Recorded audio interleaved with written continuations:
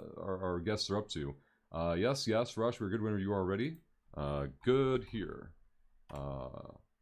Initiate call at whim, at will.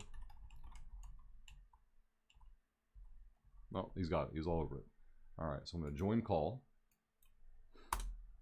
All right, let's see. I'm speaking there. I see Dopamine got it all sorted. Let's get my... Oh, I think pop this out. Popping this out would be amazing. Excellent. Perfect. I'm going to drag that over here. Get our resize going there. Oh, there they are. So we've got CCP Goodfella here on the left. We've got CCP Rax here on the right.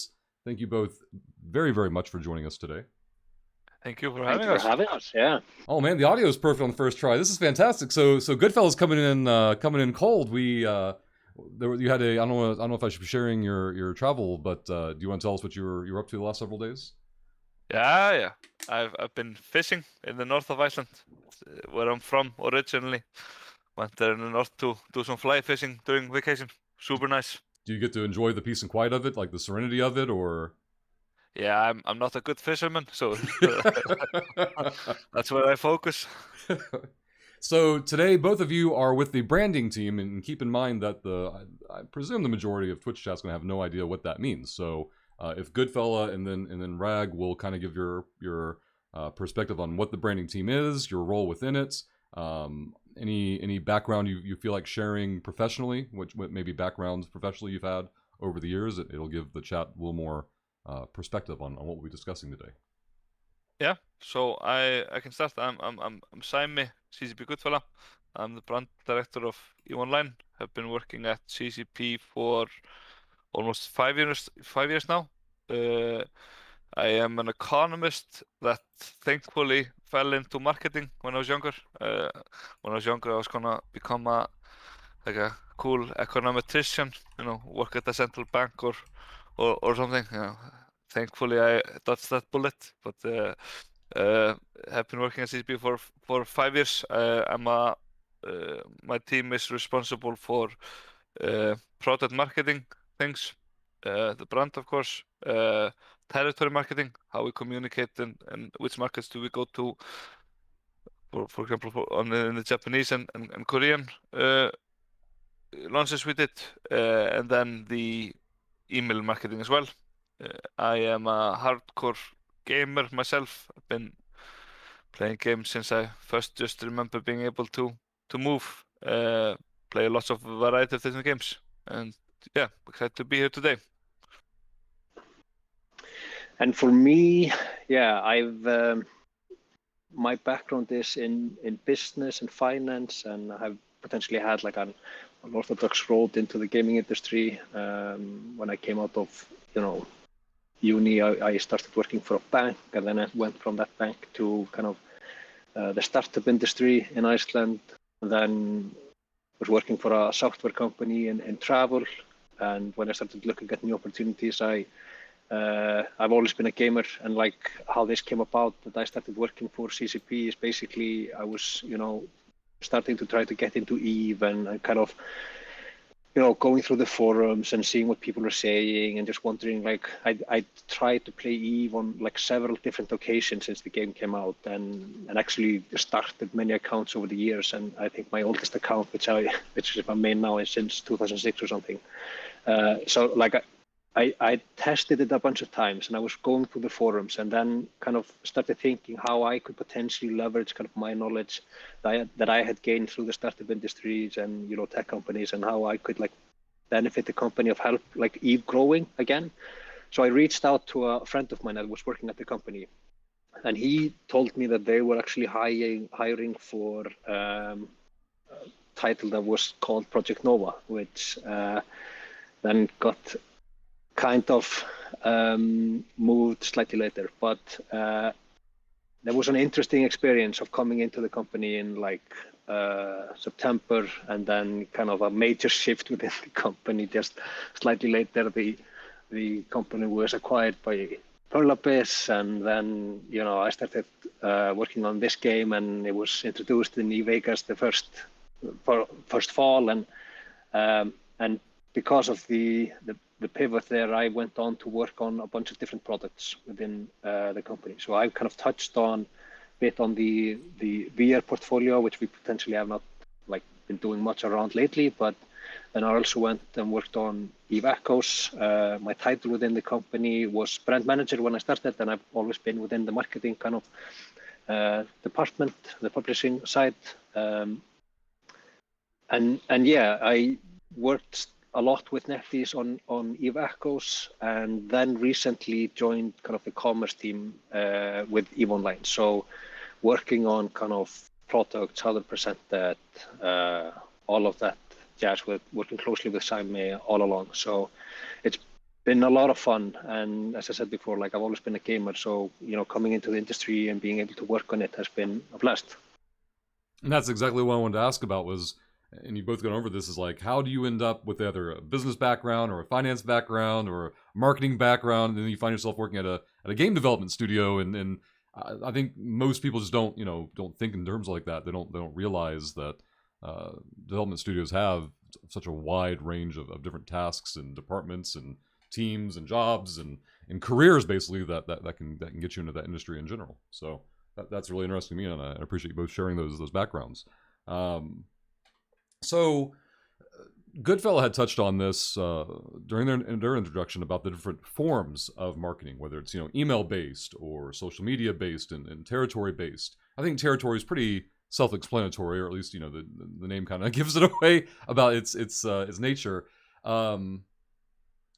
Is there a particular type of marketing that you can kind of give us an example of in terms like, so email marketing, name kind of gives it away. People get the basic, oversimplified idea of it. Have you noticed any evolutions in the form of email marketing over the years that you think might be of any interest, or something that maybe people don't intuitively think of? It's more than you just having a mailing list and pressing a button, right? It's much more thoughts. Absolutely, process. yeah. I could probably talk about this for too long. So just stop me if No, any no. point things become too dull or whatever. But I think one thing just to start off with is that emails in Eve are also more complicated than for most other products because of the alt account nature of Eve Online. So I just want to shout out here and apologize when the unfortunate things happen about us spamming your guys' inbox on different things. It's not what we want to do, but what does help us is always getting reports and insights about it, especially if there are like account names that can be mentioned. That helps us investigate and harden things. So I think that's just worth going right out on. But in terms of email marketing in general, what we have been now trying to do for the last year or so is build up more power to be able to send you emails that are relevant to you, especially for new players coming in. New players coming in are overloaded with a lot of different information. EVE is a complex game, and there are a lot of things you need to be able to learn, understand, and think about. So what we've been trying to do lately, for example, is send you information in an email based on what you're doing, what you have completed in the game, to try to guide you to the next step or help you understand more what's going on. So that's, for example, one thing. No, absolutely. And then so recipients receive these emails, and then the recipient interacts with the email. Does this generate, I presume there's tools or metrics on your guys' end that give you useful information, feedback basically for you to visualize kind of like the user pathway, like things that are more of interest or things that were more or less effective. Is that a good explanation, or? Yeah, absolutely. So what we can always see on our end are for example, just the open rate. That's like the kind of the first. Obviously, first is the delivery rate. We don't want to be sending out emails to emails that are not open anymore, or spam emails or whatever, because we also want to keep our email sort of, how should I say it? our email reputation on the internet good, so we want to have a high delivery rate, but after that it's the open rate, how many people open the email, and that's why also we like to do a lot of testing as much as possible. So a great example of that are the legendary emojis in emails. You guys, I'm sure you Rush, or people watching have received emails with or without an emoji from us, and there we are, for example, just testing. Does it help get people interested in the subject or not, or mentioning the people's account or player name in the subject? All sorts of things there that we are just trying to look at to help bring the message to people about EVE Online.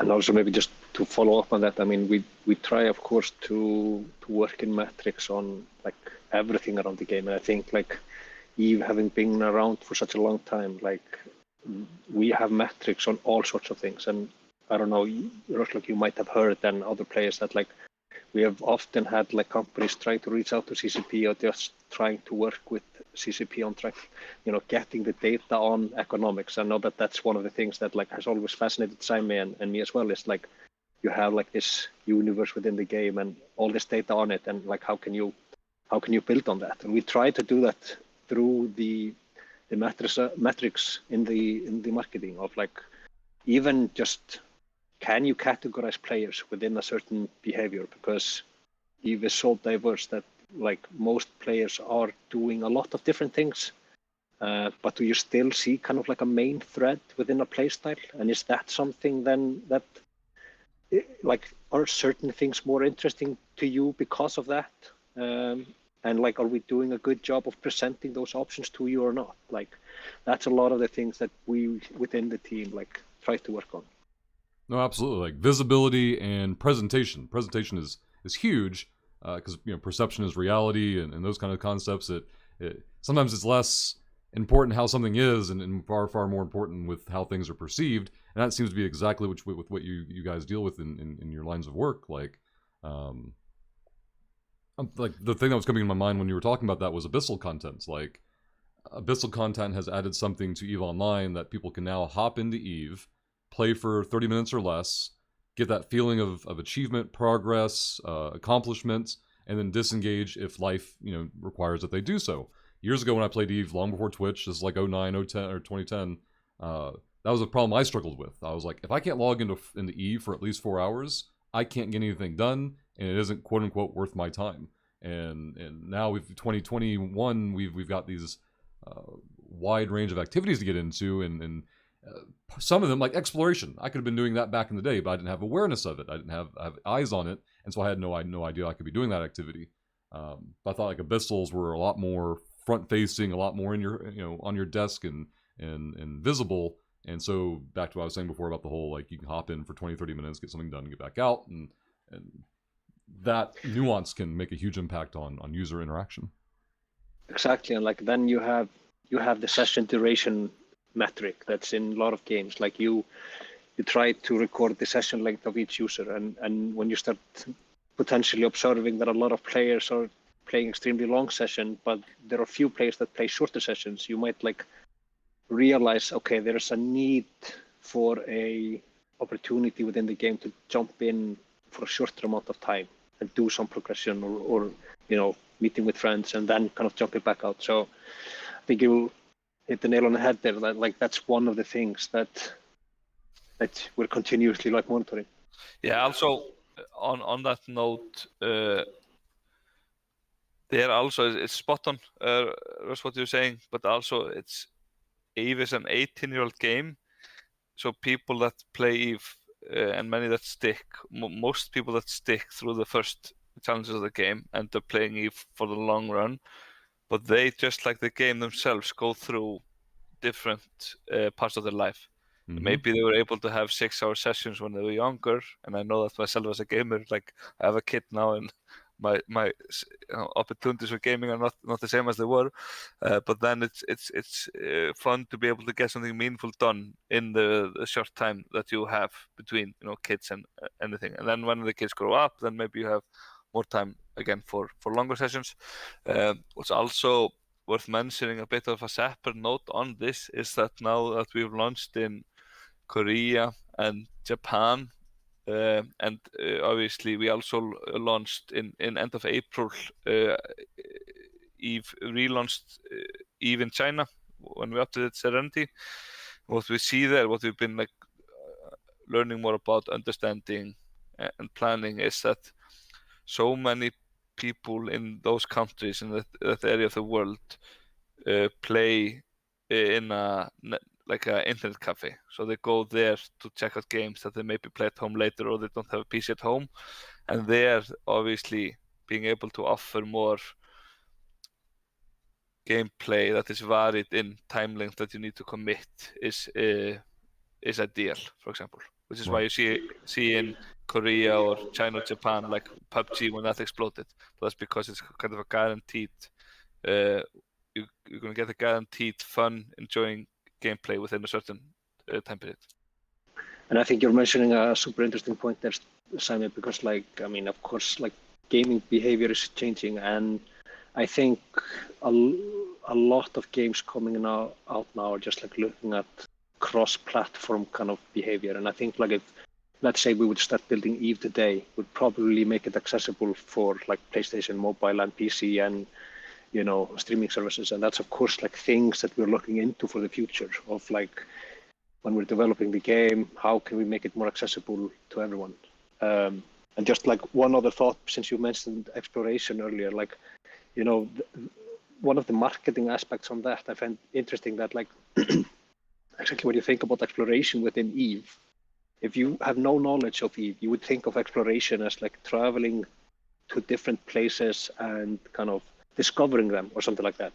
While the exploration gameplay in Eve is not only that, it's also relic hunting, finding this very lucrative sites and fighting off sleepers within them, and then getting great wealth and then trying to get that back without getting killed. So there's much more to that play style than when you just say exploration. And I think that's kind of one of the things that's up to us of how do we make players aware of that from the get-go, that this might be something that's very appealing to them.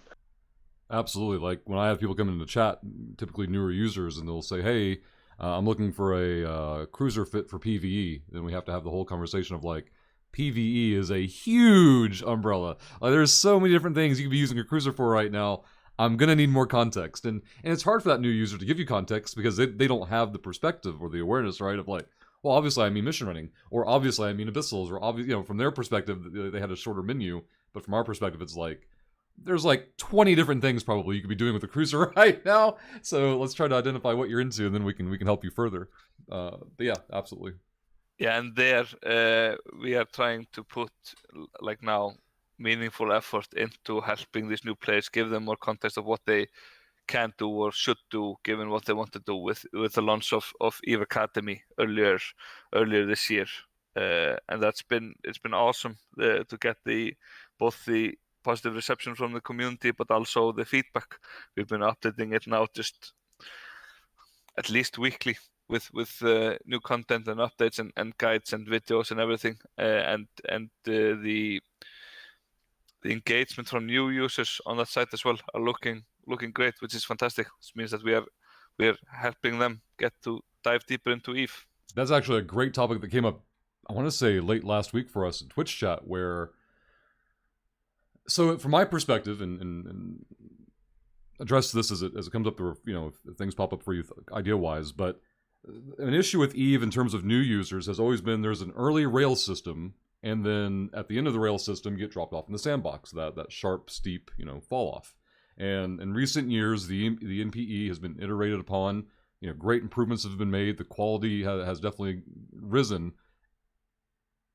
But indirectly or unintentionally, the rail system just got extended. The rail got longer, and that sharp drop-off at the end stayed just as sharp and just as steep at the end of that track. But the Academy initiative, in my mind, addresses a question that I face very, very commonly day in and day out, which is a new player coming in. Hey, I finished the NPE, I finished the trial or the career agents. What do I do next? Or what should I be doing right now? They're looking for a lead. They're looking for a someone pulling on their lead and taking them to the next stop. And that's why you usually have the conversation of like, well, you found yourself now in a sandbox MMO, and that's what makes EVE.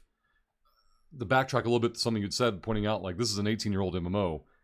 There's two ways to look at that. Man, this is an 18-year-old MMO, or man, this is an 18-year-old MMO. Like, exactly. Like that nuance, that difference, that niche that it's identified is the big difference maker. And when I have those new users, I have to explain to them, and I'm always looking for better ways to explain it to them. Of like, there is no what you should be doing, and in my mind, the academy better interacts with that person in that situation who's looking for maybe at least a menu, and I think the academy provides that menu. What sounds good on the menu for you to go try? Because I always refer to EVE as a buffet. Like you don't have to order off the menu and stick to one thing. You can just dabble. When you find something that strikes you as engaging for yourself, then you start setting goals, because we all three of us know that EVE is a game of balancing short-term and long-term goals, and if you don't have your next goal lined up, your motivation falls off and things like that. So, which got me off on a tangent. Maybe later we can talk about what you guys think about how we can encourage players to be more proactive in goal setting. I don't know if that's something that even crosses your guys' minds, because I imagine you guys interact mostly with, not exclusively new users, but predominantly new users and acquisition and retention. But I wonder how far that retention goes. Like, do you guys have internal thoughts and concepts of like, well, what are we doing for 2-year players and 4-year players? Because there's like a diminishing rate of return also. Like, if a hook is set, you should have like a lower need for maintenance with that relationship, but it can't be negligent, obviously. So there's got to be some kind of system in mind or in place, or thoughts that you guys have about maintaining those relationships as well. And I've talked about 5 different things, so I'll be quiet and let you guys pick whatever you want to pick up on and go and run with it. No, I mean, I think spot on with the goal setting. The goal setting is so important in a game like EVE Online. Like you said, it's so wide and vast. It isn't just a FPS you drop into and it's Before I lose the thought, I don't want to interrupt, but do you feel like sometimes the events are kind of like a pseudo goal setting, like, and not in pseudo as in like a negative context, but in a like, hey, here's an urgent, time sensitive opportunity that you have to get this done, and that can be used as a substitute kind of. Exactly. Those help, but also what we've been trying to do now with the Academy is to help players with goal setting, because when you know what you want to achieve or things you want to do, or like PvE or whatever, then it becomes more clear, and you can ask more concrete questions to players, or you can look up more specific guides or check out the Academy, and then also you're often more willing to go through some confusion or not having all the information understanding, because you know where you are heading to. It's just like in life or other games or whatever. And then I had another point, lost my train of thought. That happens to me all the time. I can jump in between. Like I think, a lot of the stuff that you mentioned are just like super interesting to me, especially like if you just think of it from like a philosophical standpoint of like, you have people, they're being raised, they go through the education system, they're constantly being told what to do. Like, I think there are very few people that kind of go out of the normal education system and go like, this is my purpose, this is what I'm going to do. And I think you can see that in EVE as well. Like, there is a sharp fall off of like, you go into the sandbox and you get like, there's a very little hand holding, and then it's just like, now you're off on your own. Make your own goals and do the stuff that intrigues you. And I think for a lot of people, they're just so used to being told what to do, also in other games and in life in general, that like they might have a hard time of getting into it because of this. And then you're kind of like, we don't want to exclude a population like that. We just like, then you just start thinking, how can we include you into that? And like, some people need more hand-holding, while you don't want to kind of ruin the experience for the others that kind of just want to go right away and start tinkering. And like, I think EVE has almost been like, trying to learn code back in the day. It was like, first when it came out, you had no kind of information online. You just like, if you wanted to learn it, you had to read hard manuals or kind of like just experiment on your own. And then it has sort of like evolved into, now there's different coding languages and frameworks and stuff like that. And we need more of those building blocks in the game to kind of have quicker liftoffs within certain kind of I don't know what should I say, like segmentations of people, like what people enjoy and like and stuff like that. Absolutely. Yeah, and to add also, like you mentioned, more on the veteran player side, we can talk about that as well, because the three main things, and I know it sounds super obvious when you state it, but the main three things for EVE Online is to continue to get a lot of new players into the game, which you can do with paid marketing campaigns or improvements on Steam or going to Japan or whatever. Then number two is helping these new players find their footing in the game with projects such as just improving the NP, EVE Academy, all those things. And then number three is to keep the veteran players engaged, happy, and everything. And when the focus is so much on new player things, that obviously becomes more challenging. And I think we try to give the core player base insight into what the plan is going forward and how things are progressing in the July status update. I think people have maybe almost become accustomed to, for example, the amount of balance changes that have been released since September, October 2019. It's like 36 or 39 different updates in that time period. But I think what we can also do, there's an opportunity for us to more clearly show it on some kind of website form, so people can scroll through and see the different things that have been addressed in the last 2 years with the introduction of the quadrant system.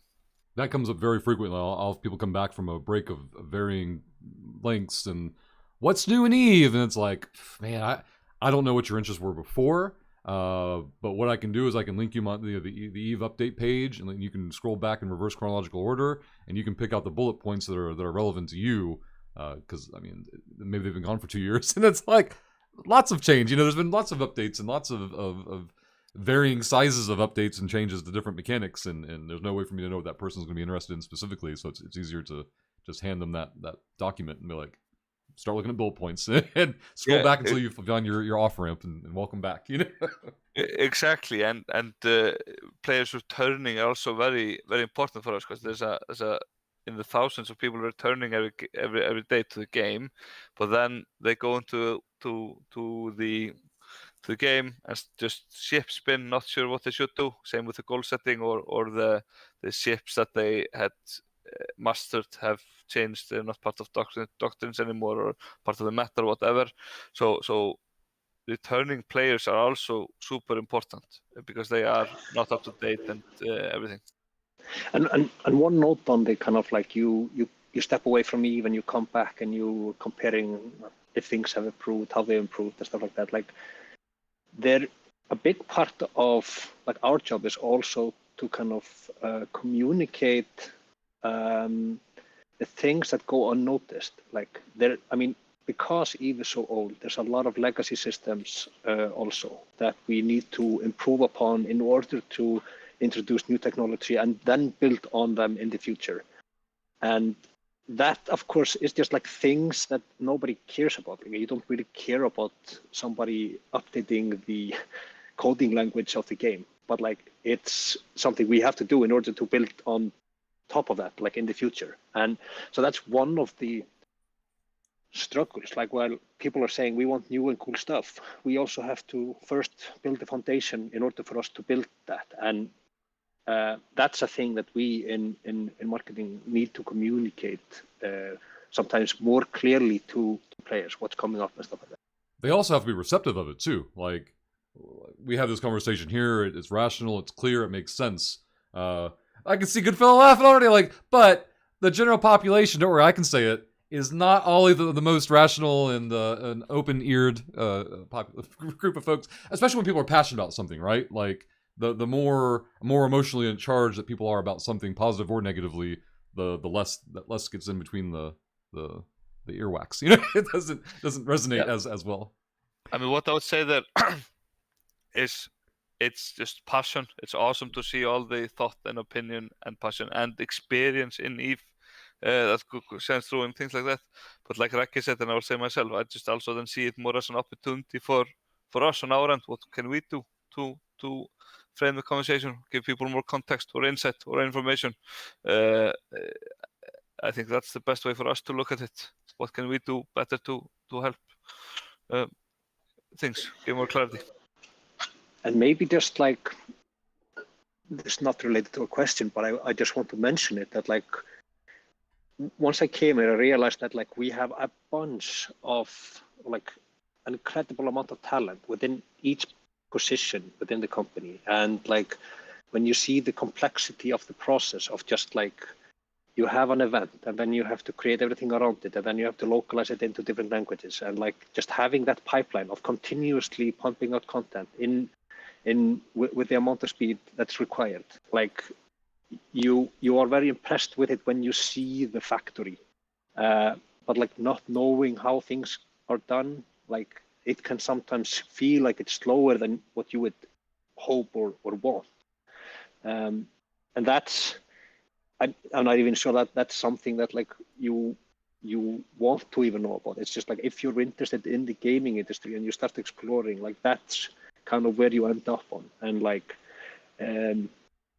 I think you've often seen it from people as well that have been players and then come and join CCP, that they're like, okay, now I much more realize that every single person within CCP is actually working to make the game better. It just, things take slightly longer because of legacy stuff than we would like. It's almost like the sandbox is also a sandbox within the sandbox for, on the user end, all we see is new shiny toy coming out the factory door, but a lot of times users don't understand that all the moving pieces that had to happen in the back end to get that shiny new toy out on the line. Yeah, and the single shared element as well. Just if something gets changed or updated in one part of the game, it can have a huge impact in another part of the game.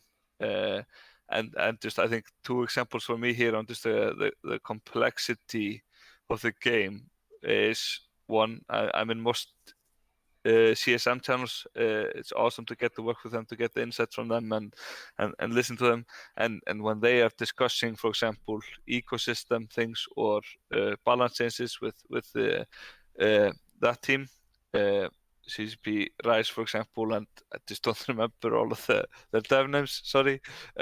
It's amazing to be able to learn and listen and hear the expertise, and going back and forth and trying to think of the other things that can be impacted, like the second or third wave of impact of those changes. And then number 2 example is when the fleet formations were released, to listen to streams and read posts from FCs, or listen to FCs talk about the impact this would have or how it could be used or whatever. It's like mind-blowing.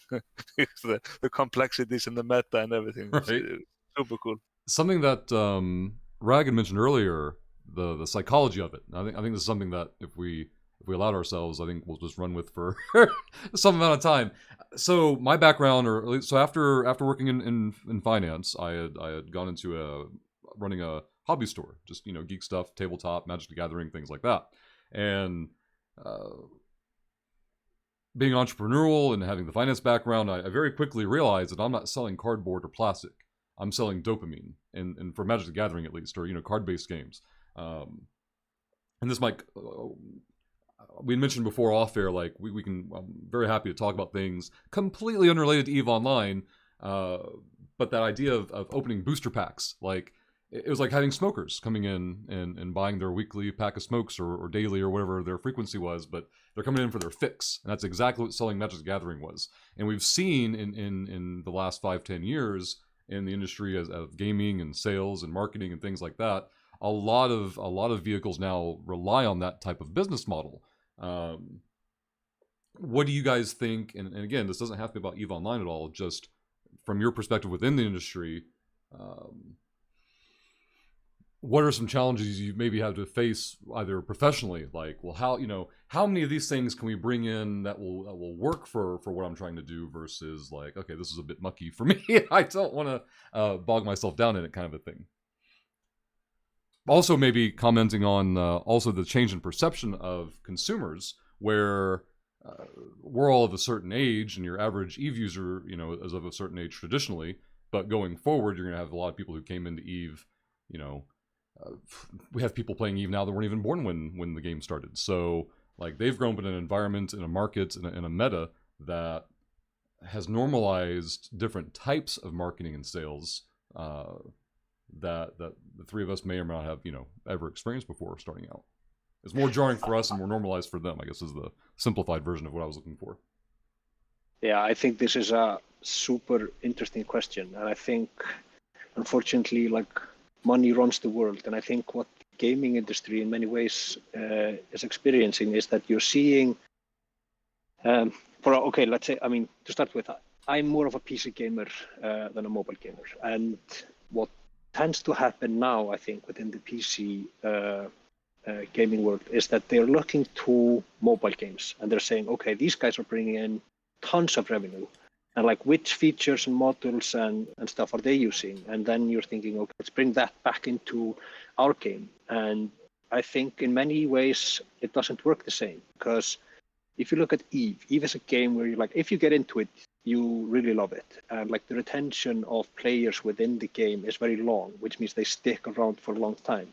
While in mobile terms, the idea is that we want you to play and we want you to spend as much money as you possibly can within a short amount of time, because the duration of a player's lifespan within that game is relatively short, at least when you start looking at other games. So if you start saying, okay, let's take all of these features and put it into a PC game, I'm at least worried that you could break certain aspects of the game if you're not careful. And Eve is such a delicate economy that you have to think about very many things, like a lot of moving pieces when you introduce something new. That doesn't, like, we should always continue to experiment and test, and that's what we continue to do. And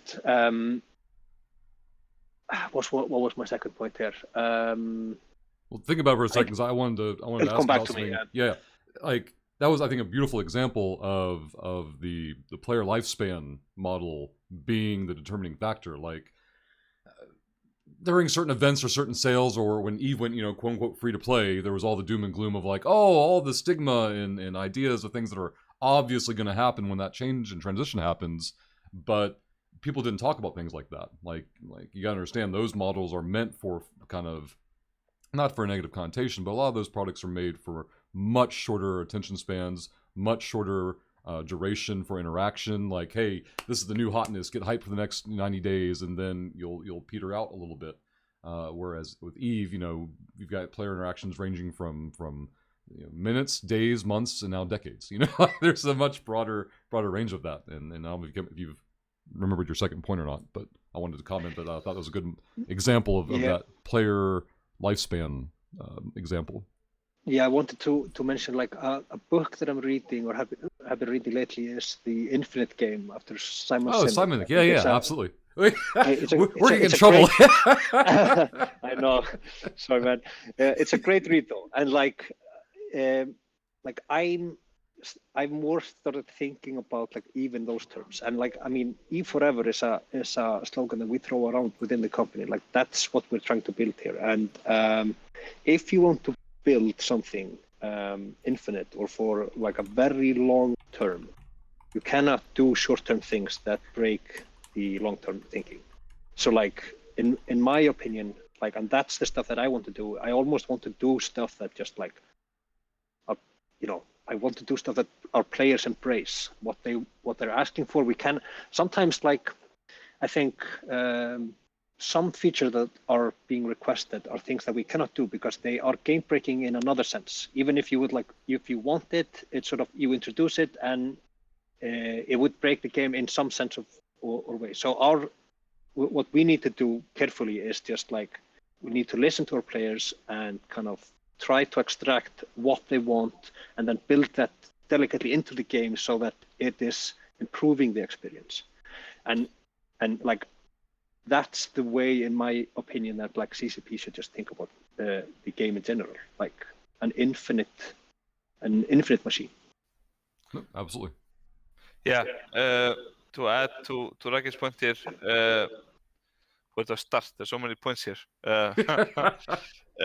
To your first point, Rush, there are people coming in every day that have were not born when EVE was launched. And that number will just increase over time. There'll be more and more people joining the game that are not born when it was launched. They are used to different things. They are used to different UI. Right-click menus are like not a thing. They're used to mobiles and whatever. So obviously there is this beautiful balance that needs to be maintained going forward about the veterans that are used to this and new players that are used to other things. I think good example of how that can be pushed in the future is the recent ESS update, the on-screen UI, that kind of thing. That is modern, beautiful, slick. So that is kind of, I would say, a great example of where EVE can go in the future. I don't know if you've engaged with it, Russ, or have thoughts on that stuff, but I think that's just super cool. And on that note, I mean, just to tackle it, like the contextual offer things that were a big discussion point in the community. It was awesome to see the discussion, the different viewpoints from the community. That has been updated with the community feedback in mind. Our mandate at work is to set up EVE for a third decade and then for EVE to go on forever, outlive us all. We're like janitors now, and this is our time of duty, and then in the future there will be changing of the guards. None of these things can be done if it is hurting EVE in the long term or the short term. It just would be stupid and us then not doing our job. I think that's what's most important to call out. No, absolutely, and the overlap with that and Rag's comments about the infinite game concept, like that's a whole other show. Not for me. Let's not talk about it. But that's enough like material that I can talk the rest of the day, that kind of thing. And you'll have to get us back later. Right? Yeah, exactly. We're gonna have to talk dopamine and see when the schedules align again. But I mean, to Rake's point and yours also, it's just about creating a good product that people enjoy keeping with, and giving them information about things, whether it's EVE Academy or letting them know when they have their skill training queue full that you can use Omega. It's just, what name of the game.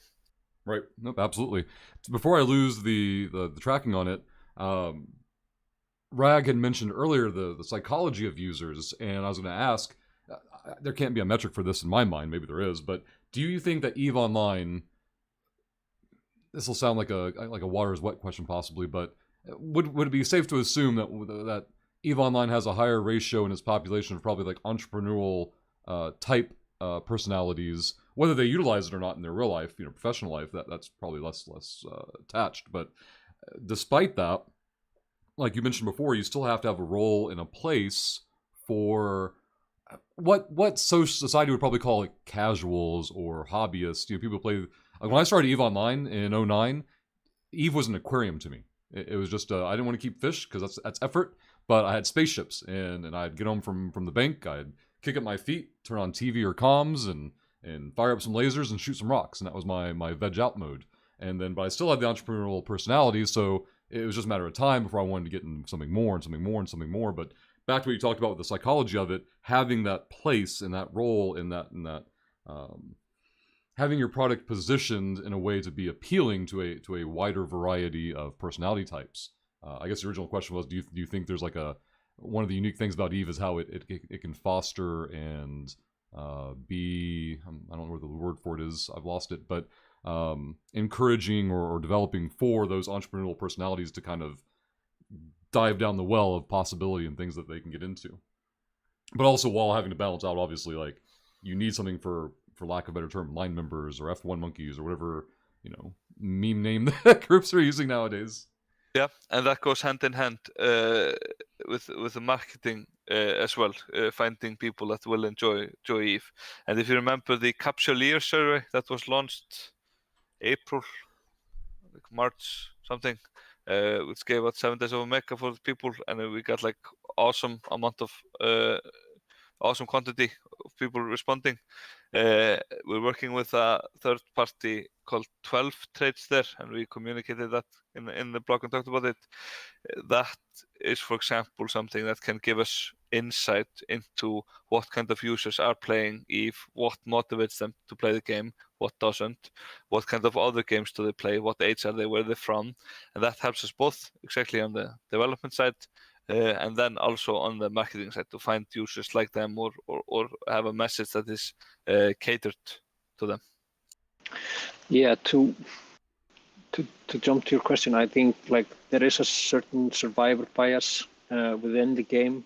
There's like, I think the game definitely appeals to a certain certain audience through just having that freedom of doing almost what you want to do. And I think Eve does actually a very great and interesting job of kind of improving upon many skills of like, you need to run a corporation, there's communication, there's logistics, there's calculations, there's trading, learning about taxes and fees and stuff like that. So like Eve actually teaches you a lot in many ways. And we have like amazing stories about people that having learned skills within Eve and then applying them in the real life and just like creating amazing companies out of it.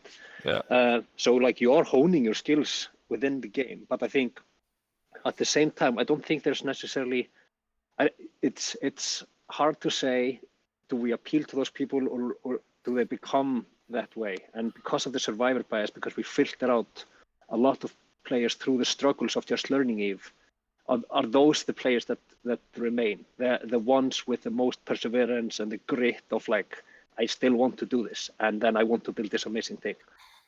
Yeah. To that point, 1.3 million people, human beings, not alts, human beings, tried out Eve for the first time in 2020.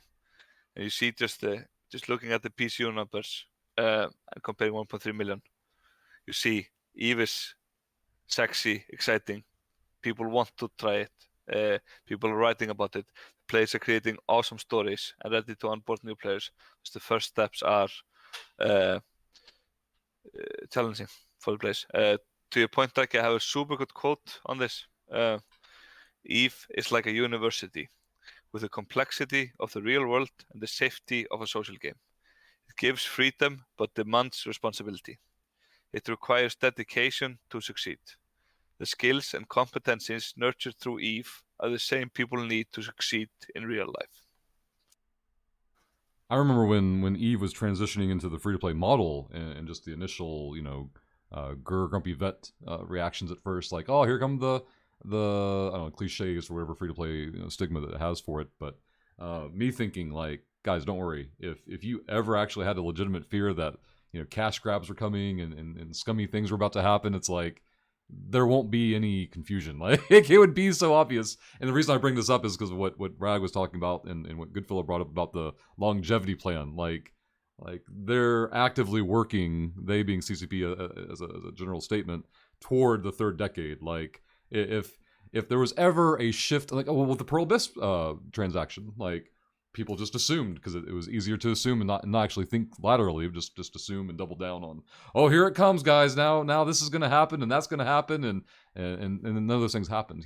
I think none of these horrible sky is falling scenarios played out, but it's easier. And just to touch on that, since you mentioned Pearl Abyss, like we have full autonomy within CCP to kind of take the game wherever we want. Like there is no evil overlords that are telling us to do their bidding and like trying to create cash grabs, stuff like that. Like from an outsider's perspective, I always thought it was more the opposite. Like I saw more healthy changes happen for EVE Online at a pace that I don't think would have happened pre-PA purchasing. Like I probably oversimplify it, but I always tell chat like CCP is no longer held hostage by grumpy null bears or wormhole cats that oh man, if they nerf this, that, or another or change, like Age of Scarcity in my mind could not have happened 5 years ago. Like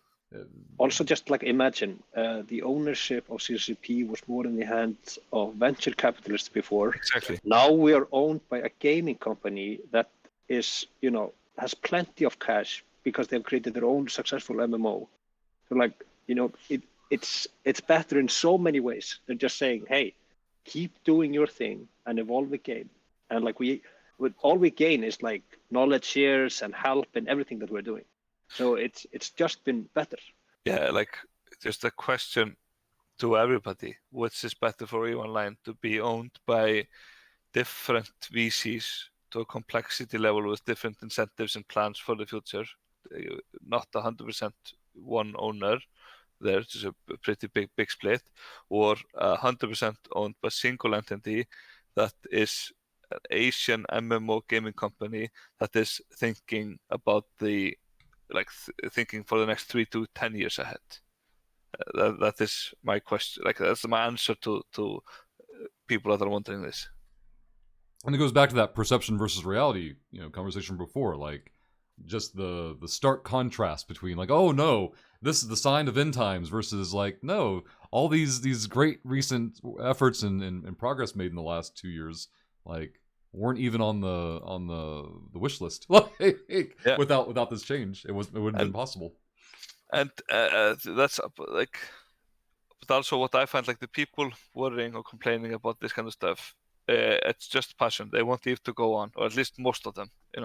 Maybe there are some. And it's a mixture, yeah. It's the passion, emotional charge, and then it's as harsh as it'll sound, it's also ignorance. It's the two things cycling together, and all of a sudden people have sureties like, oh, this is absolutely gonna be or this not way. Enough insight or expertise, exactly. But I think what the point I was going to make is, and what you see in EVE is sometimes during the summer, not every summer, but often, at least since I've been here, that the PCU numbers start to drop to the levels that they were not at before, and then players start to worry because the game is they feel like the game is declining because of summer or COVID opening up or whatever, and then humans are pattern recognizer, and you see it in other games as well. They try to understand why is the game declining, then they look at recent updates and try to see a pattern there, and then they think that the developer is not doing a good job, and then they start to panic that the game that they love and are passionate about is on the decline, and they want that to change. And that's like, you never hear about the winter of rage, or right. the autumn of rage, or the spring of rage. It's just always summer of rage. And that's because numbers start to go down, and then players that are passionate start to worry and have ideas or thoughts, and then Twitch has the same dynamic, especially for MMO streaming, where everything slows down that phrase. Twitch at least, like and MMOs have some overlap with this, of course, is people are habitual creatures. They have routines, they have patterns they follow day in, day out, week in, week out, month in, month out. And when you hit summertime, a lot of people take their time off. School's out, people travel, people do other things, their routines are disrupted, and that's at least a pressure pushing in that direction. But people who don't take that into consideration, like you just described, oh well, here's the end times. It's weird how every year at the same time, but they're not looking at it from the year-over-year perspective. They're looking at it in their like 3-month window, 6-month window, 9-month window, whatever the case may be. Yeah, and just for the record, also like I mentioned before, and I cannot say enough. Our mandate is to think the long term. It would be an extremely viable business strategy to not do it, to just have EVE right out, but nobody wants to see that, and I think especially CCP Hilmar does not want to see that happen. I'll pitch this to Rag, and if Goodfella wants to chime in. So, going back to the whole like infinite game perspective. So my background being in finance, I've worked at both credit unions and commercial banks. I don't know what the equivalency are for those internationally, but for those in chat who won't know, a credit union typically will try to help the member. You come in with a financial problem, whatever it may be, we're there to look for a solution for you. When I worked at a commercial bank, the dynamic was flipped. When you come in as a client or a customer, I'm looking how my company is going to get as much out of you as possible, and then boot you out the door. And so with that dynamic, going from your non-CCP to CCP jobs and kind of witnessing what you're describing as having that more long-term perspective within CCP and EVE as a product, do you remember having an aha moment, or do you think it was a gradual process? Like, for me, going from credit union to commercial bank, it was like significant. Like, I'd have someone come in like, hey, I'm having a problem with so and such. I'm like, okay, let me get you down with the customer support person. They'll talk to you. Oh, they didn't. Oh, I mean, they talked to you, but they didn't help you. Like, they got you out the door as quick as possible, and they wanted to cash in. Versus when I was at the credit union, we'd stay reasonable, but we would do as much as we could. We treated them like people instead of account numbers, if that makes any sense. And I don't know if you've ever had any anecdotal story that comes to mind that you can share where you're like, oh man, in my old profession or my old position at some other place, things were done this way, and then I came here and things were done differently, and I never really appreciated it because I didn't have that awareness or perspective or contrast that I've witnessed to appreciate. Yeah, I mean, I think it happened quite quickly. I think like the first time you visit a fan fest and you speak to the players, you kind of immediately realize that like people are passionate about your product. I don't think I've ever worked at a company where like your customer is actually passionate about it. It's more like a utility that you use.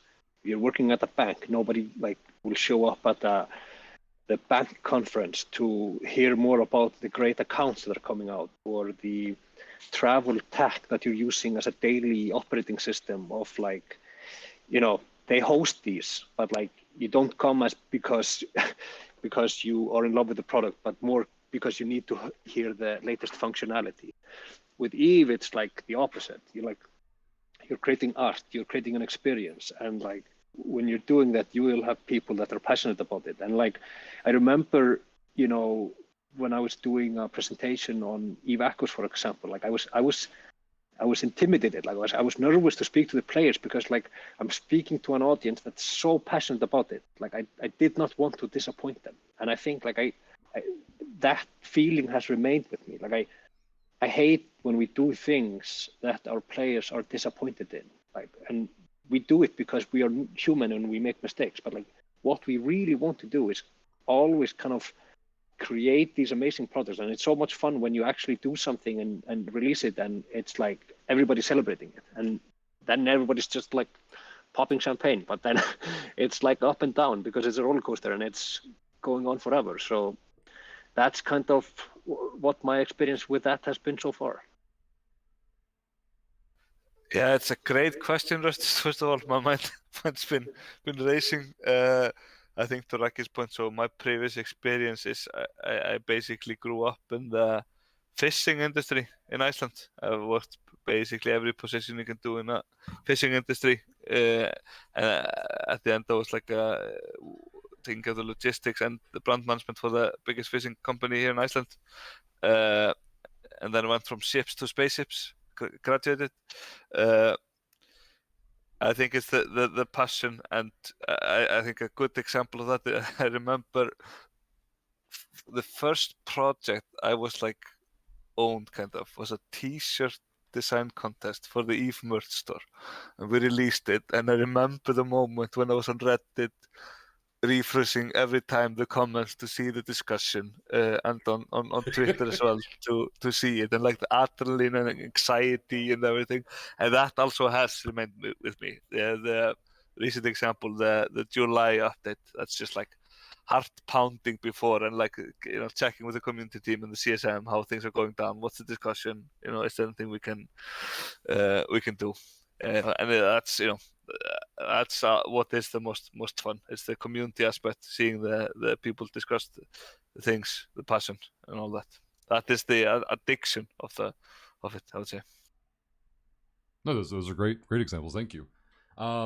It's getting near the end of the hour, and I don't want to take up more than your time than we've been allotted. So I like to usually wrap these up with asking each of you: is there something, I mean, ideally be Eve related, but it doesn't have to be, but is there a content creator, whether it's a third-party app, whether it's a YouTube channel or a Twitch channel, anything that you consume yourselves that's of personal interest that you'd like to share with our audience, and we can use this as a megaphone time to I don't know, like I think last week we had a closet Sheltark fan, and then like we've had just a variety of podcasts and YouTube channels and things that again it can be another Twitch broadcast. That's not an issue, but typically within a market you don't see other platforms as often. For a shitload of money. So sorry, what is the question? Are there any other content creation? Do you listen to podcasts involved with Eve? Do you listen to any other streams, or do you listen to any YouTube channels that do videos? Like, are there things of that nature that you would like us to be able to pass along to folks? it's a long list. So and I'm afraid here of doing. Go with your instinct. What was the first one? There was the first one. There always is a first name pops in your head. Yeah, I'm just thinking like the Pick a favorite child. It's okay. Politics brain in me is Declaration of War is one. I watch the meta show as well. I do a lot of watching Talking Stations. The Pandos FC chat. That was what I was referencing, for example, for the fleet formations things. There's also I lurk very often in Twitch streams. Don't want to engage always in the in the chat, but then there's also just open comms, for example. I like to do this often during the weekends. I could go on and on. I try to keep up to date a lot on what's going on in the community.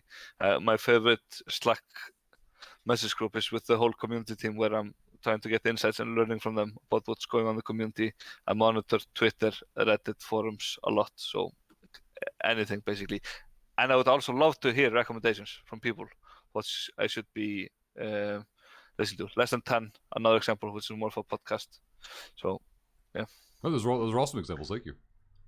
Yeah, I think Simon is more top on that than me. I think the content that I consume more kind of bubbles up through our community team, where they kind of go through a lot of the stuff. I mean, you keep your eye on Reddit and listening on Talking Stations every now and then and stuff like that. But like, yeah, the majority of the info that I get on that has already been filtered out. So like you get kind of the bulk of the news in a shorter variety. Like that has been extremely useful for me. Yeah, and the CSM, I would categorize them as a source of information on EVE for me personally. I engage with them a lot. ISTs. Yeah, ISTs as well. Good shot. I engage with those a lot, so it's really good to get insights from them. Yeah, those are all great examples. Thank you very much. If there's anything else that you wanted to shout out, not show, but the sign off basically is where we're at. So if there's any other comments or statements or questions you want to answer, go for it, and then we'll wrap things up whenever you guys are ready. I just keep up flagging things that are ideas or discussions or things that are wrong, whether it's whatever. All that stuff helps us improve, understand, and learn. It's awesome to be a part of, carving out a small place in the EVE saga. It's really fun, and like I said, I'm extremely fortunate to be able to have graduated from ships to spaceships and avoided going into other places. Yeah, I agree. And just like content that you're working on now, Rushlock, like with like introducing this aspect of the company to the players, I think we enjoyed as well to speak to our players and hear what they have to say. And it's been a tragedy that we haven't been able to like meet with people in physical form now for a long time. And like every single CCP looks forward to it, because then we can actually see like the expressions of the faces of the people that we're talking to. So yeah, just keep sending us the feedback. We listen to it and we try to act on it as much as we can. We'll do, and there you are. An hour flew by. It could have easily gone on for longer. Thank you for great questions and discussions. It was super fun. Thank you both for taking the time. We appreciate it. Thanks, man. See you guys. Thank you. Have a great day. Bye-bye.